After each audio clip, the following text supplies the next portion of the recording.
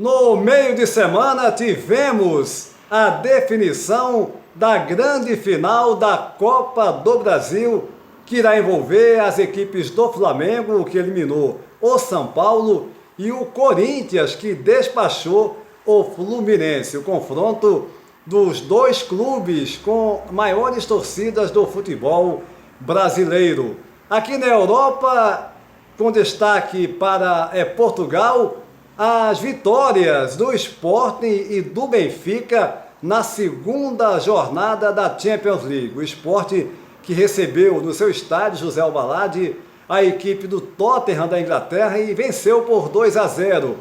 O Benfica foi até a Itália e, jogando em Turim, na casa da Juventus, aplicou 2-1. As duas equipes com 100% de aproveitamento na maior competição do futebol mundial. Por outro lado, o Futebol Clube do Porto foi o contrário. Jogando em casa no estádio do Dragão, foi goleado 4-0 para a equipe belga do Clube Bruges, o que gerou duras críticas da mídia portuguesa.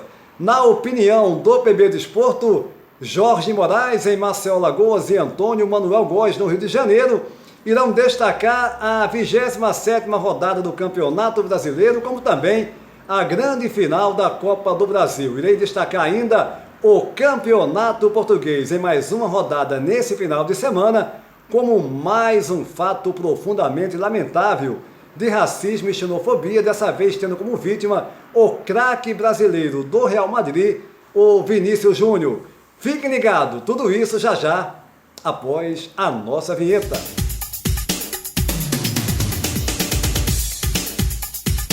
Nessa edição do PB Desporto, fiquem ligados, iremos abordar ainda o caso, mais um, né? Mais um no futebol, mais um aí na sociedade, de racismo, de xenofobia, dessa vez tendo como vítima o craque brasileiro do Real Madrid, o brasileiro Vinícius Júnior.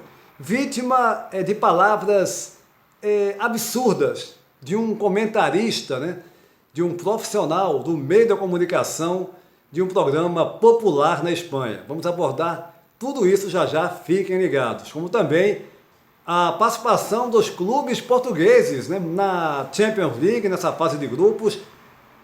Sporting, Benfica, muito bem, o Porto tomou uma surra, né, essa é a palavra, mas vamos abordar daqui a pouquinho, porque agora é a hora da opinião do PB Desporto. Primeiro assunto, a grande final da Copa do Brasil. Eu quero ouvir você que está aí no estádio Rei Pelé, o belo estádio Rei Pelé em Maceió, Alagoas. Meu caro Jorge Moraes, um abraço. Olá, Júnior, forte abraço para você, um abraço para o Antônio Manuel e também para todo mundo que está ligado no PB Desporto. Eu estou aqui hoje na área externa do estádio Rei Pelé, ao fundo essa foto aí que tem o Pelé, né, o grande Pelé, e a gente está no estádio Rei Pelé em Maceió, exatamente onde a gente acompanha os jogos de CSA e CRB pelo Campeonato Brasileiro da Série B. Mas o assunto aqui é a final da Copa do Brasil, que vai ser entre Flamengo e Corinthians. Uma final, para mim, já esperada. O time do Flamengo passaria pelo São Paulo em função do primeiro jogo que venceu por 3-1 jogando em São Paulo. O jogo da volta foi no Rio de Janeiro e o Flamengo voltou a vencer por 1-0. E no jogo lá de São Paulo, entre Corinthians e Fluminense, depois do 2-2 do jogo no Maracanã, no Rio de Janeiro, na volta em São Paulo, o Corinthians não tomou conhecimento e ganhou por 3-0 do time do Fluminense. Foi uma vitória justíssima, uma vitória onde a gente entende que o time do Corinthians foi melhor. Provavelmente o Corinthians fez a sua melhor apresentação dos últimos jogos e, em função disso, garantiu essa fácil classificação, derrotando o time do Fluminense. A impressão que eu tenho que a decisão da Copa do Brasil entre Flamengo e Corinthians, ela fica mais equilibrada. Mesmo que nos últimos jogos o time do Fluminense tenha surpreendido o Flamengo, mas time por time, grupo por grupo de jogadores, o Flamengo é melhor do que o Fluminense. Na minha opinião, o adversário para o Flamengo, sendo o Fluminense, seria muito mais fácil buscar este título da Copa do Brasil. Como é o Corinthians, fica mais equilibrado. O Corinthians é um grande time, está fazendo e fez contra a equipe do Fluminense uma grande apresentação. Vai dificultar muito para o time do Flamengo. Vai ser uma decisão igual, viu, o Antônio Júnior? Jorge Moraes, sem dúvida alguma, um jogo que promete muito. O Corinthians, ao meu ver, vem evoluindo com um trabalho excelente do Vitor Pereira. O Renato Augusto teve uma atuação exemplar nessa vitória contra o Fluminense. Agora, o Flamengo tem um elenco de fato o melhor do Brasil. É um elenco muito forte, um futebol eficiente, 18 jogos de invencibilidade. Mas eu acredito que teremos uma final bem ali próxima, né? Com as duas equipes com amplas condições de brigarem pela conquista da Copa do Brasil. É bom lembrar que o sorteio que irá definir a ordem dos confrontos irá ocorrer na próxima terça-feira, dia 20 de setembro, na sede da CBF. Mas iremos destacar agora esse caso profundamente lamentável de racismo, de xenofobia contra o jogador brasileiro Vinícius Júnior. Um comentarista não, ele é o presidente, né, da Associação de Empresários da Espanha, Pedro Bravo, esse é o nome do sujeito, Pedro Bravo, que no programa o Chiringuito de Rugones, programa popular do canal Mega na Espanha, criticou Vinícius Júnior após esse fazer gols e sambar. Ele disse que ele tem que parar de fazer macaquice. Isso mesmo, disse que ele tem que parar de fazer macaquice, que o lugar de sambar é no sambódromo, que ele tem que respeitar os adversários.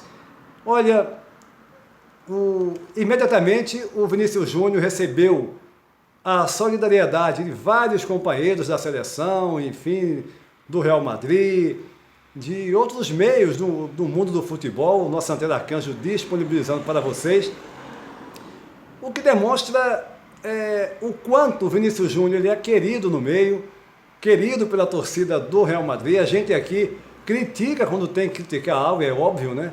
Mas isso não passa de racismo, de xenofobia, dessa figura, mais uma, né, entre tantas desprezíveis que estão aí na sociedade. A gente tem que combater todo e qualquer tipo de preconceito, seja ele qual for. E o PB Desporto é óbvio, né? É solidário também ao craque brasileiro do Real Madrid, Vinícius Júnior, como qualquer outro que venha sofrer esse tipo de ato desprezível. Mas agora quero ouvir você no Rio, Antônio Manuel Góes, também dando a sua opinião com relação à grande final da Copa do Brasil envolvendo o Flamengo e o Corinthians, hein, Antônio Manuel Góes? Júnior Moraes e gente ligada no PB Desporto. Definidos esta semana os finalistas da Copa do Brasil 2022, cujos mandos de campo nos dois confrontos da decisão, nas quartas-feiras 12 e 19 de outubro, conheceremos próxima terça, dia 20, na CBF. Na última quarta-feira, 14, o Flamengo, no Maracanã, garantiu a vaga com 1-0 sobre o São Paulo, fechando 4-1 no agregado. Nessa quinta, 15, no Itaquerão, uma vez do Corinthians, em jogo aberto pelos 2-2 do Maracanã, venceram o Fluminense por 3-0, 5-2 no agregado. Ambos iniciaram suas trajetórias, Flamengo e Corinthians, na terceira fase da competição. O rubro-negro carioca ultrapassou na sequência Altos do Piauí, Atlético Mineiro, Atlético Paranaense e finalmente o São Paulo. Enquanto os corintianos deixaram para trás Portuguesa do Rio, Santos, Atlético Goianiense e Fluminense. Oitava final do Flamengo e sétima do Corinthians na Copa do Brasil, cada qual 3 vezes campeão.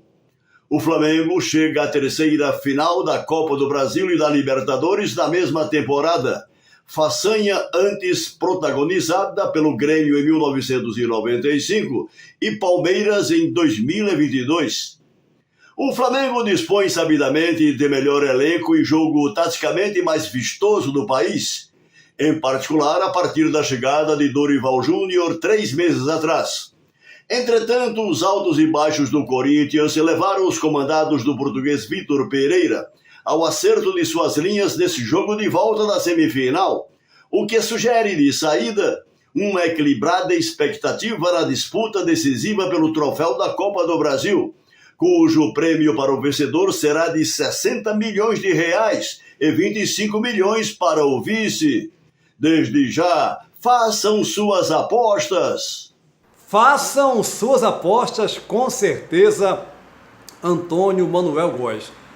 Mas o assunto agora é a Champions League e o desempenho das equipes portuguesas.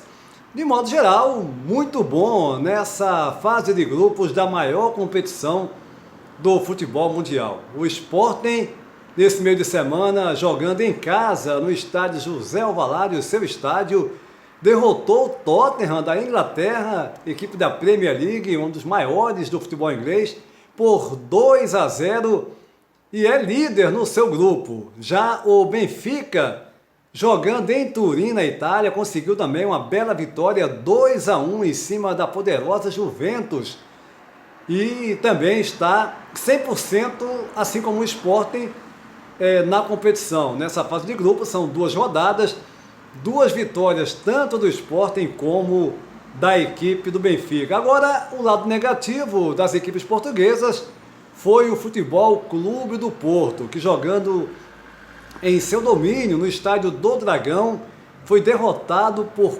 4-0 para a equipe belga do Clube Bruges. Um resultado que acabou por gerar inúmeras críticas pesadas da mídia portuguesa, porque o Futebol Clube do Porto é o atual campeão português, o Clube Bruges não é, nem de longe, uma das forças do futebol europeu, e aí, é lógico, chove críticas a essa derrota, os jogadores também lamentando muito, sem compreender, mas a verdade é que o Futebol Clube do Porto precisa, logo, voltar às vitórias na competição, porque ele é o último colocado do seu grupo nessa Champions League. Então, as equipes portuguesas, de modo geral, indo bem, o Porto aqui está mal. E vamos passar agora os jogos realizados, nosso Antero Arcanjo disponibilizando para vocês todos os jogos dessa segunda rodada da Champions League. Tivemos a equipe do Vitória Pilsen perdendo por 2-0 para a Inter de Milão, Sporting 2, Tottenham 0, Liverpool 2, Ajax 1, Bayern de Munique 2, Barcelona 0, Porto 0, Clube Bruges 4, Marseille 0, Eintracht Frankfurt 1, Bayer Leverkusen 2, Atlético de Madrid 0, Shakhtar Donetsk 1, Celtic 1, Milan 3, Dinamo de Zagreb 1, Rangers 0, Napoli 3, Chelsea 1, RB Salzburg também 1, Real Madrid 2, RB Leipzig 0, Copenhague 0, Sevilha também 0,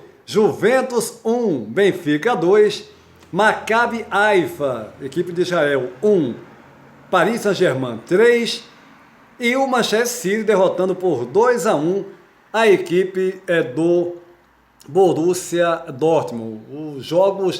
Todos os jogos dessa segunda rodada da Champions League que promete fortes emoções nessa temporada 2022-2023. Mas o assunto agora que eu quero abordar mais uma vez contigo, Jorge Moraes, aí em Maceió, Alagoas, é o Campeonato Brasileiro em sua 27ª rodada, com destaque para os confrontos, os clássicos Fla-Flu e o Palmeiras contra o Santos. Hein, Moraes, a sua opinião? Olha, Júnior, com relação à próxima rodada do Campeonato Brasileiro da Série B, nesse momento fica difícil da gente imaginar o que é fácil e o que é difícil. É uma rodada com jogos importantes, tem clássico como Flamengo e Fluminense, esse é um clássico. Ultimamente o Fluminense vem criando algumas dificuldades para o Flamengo, mas o Flamengo é mais time, o Flamengo está mais organizado, tem mais grupos, não tem como você imaginar que esse jogo não possa ser um jogo equilibrado, exatamente pela qualidade que tem o Fluminense. Está abalado porque perdeu para o Corinthians a possibilidade de chegar à final da Copa do Brasil, mas é o Campeonato Brasileiro, é outro jogo, é outra competição, não tem como a gente ficar pensando no que passou. Agora é pensar daqui para frente em relação ao Fluminense. E nessa rodada do Campeonato Brasileiro da Série A, tanto faz na parte de cima da tabela como na parte de baixo ou no meio da competição em termos de classificação, você tem que entender que é uma reta final. Ainda tem gente brigando por vaga na Copa Libertadores da América.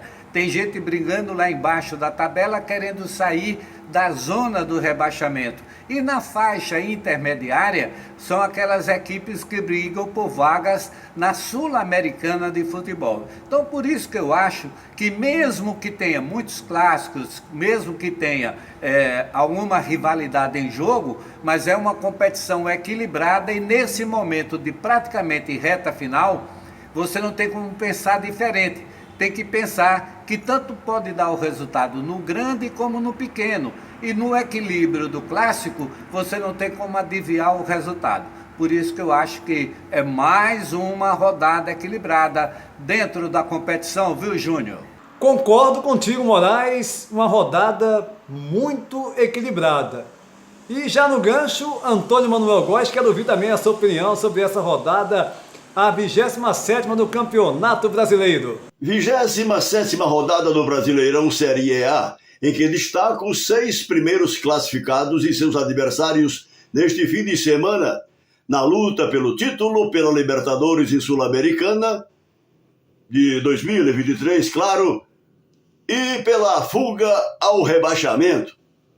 Líder com 54 pontos, o Palmeiras recebe o Santos 10º com 34. O Internacional, segundo com 46, visitará o Atlético Goianiense, vice-lanterna com 22 pontos. No Maracanã, o Flamengo, 45 pontos em terceiro lugar, é o mandante no clássico com o Fluminense, quarto também com 45. O Corinthians, quinto com 44 pontos, medirá forças com o América em Belo Horizonte, no Estádio Independência. O Atlético Paranaense, sexto com 43 pontos, receberá na Arena da Baixada Curitibana o Cuiabá, primeiro da zona de rebaixamento com 26. E o Atlético Mineiro, sétimo colocado com 40 pontos, enfrentará o Avaí, 18º com 25, no Estádio da Ressacada em Florianópolis.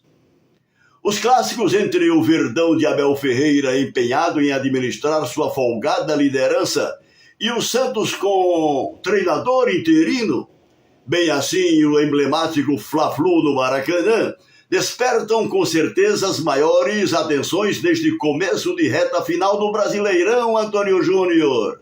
Tá legal, Antônio Manuel Góes e Jorge Moraes na opinião do PB Desporto. Fechando essa edição do PB Desporto, apenas destacando o início da 7ª jornada da Liga Portuguesa. Tivemos na última sexta-feira o Portimonense vencendo por 1-0 a equipe do Chaves. Os grandes de Portugal em ação nesse final de semana. A equipe do Benfica, que lidera o campeonato, encara o Marítimo. O Futebol Clube do Porto, fora de casa, vai encarar o Estoril, e a equipe do Sporting jogando com Boa Vista aqui na vizinha cidade do Porto. O PB Desporto vai ficando por aqui, convidando você para se inscrever no nosso canal, deixar o seu like e compartilhar os nossos vídeos em suas redes sociais. A todos um abraço e até a próxima!